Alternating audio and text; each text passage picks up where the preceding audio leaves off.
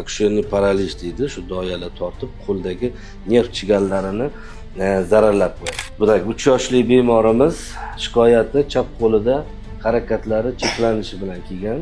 Biz qidiruvdan ko'rishgan. Buni chap qo'lchasida harakatlari cheklanish.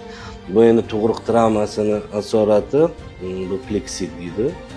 O'sha endi yuqori o'sha og'ir vaznda tug'ilgan bemorlarda aksiyonniy paraliz deydi, shu doyalar tortib qo'ldagi nerv chiganlarini zararlab qo'yadi. O'shani hisobida uni chap qo'lda harakatlari sust. Bu razницasi ham o'ng qo'liga nisbatan kichikroq. Gipotrofichniy mana ko'rinib.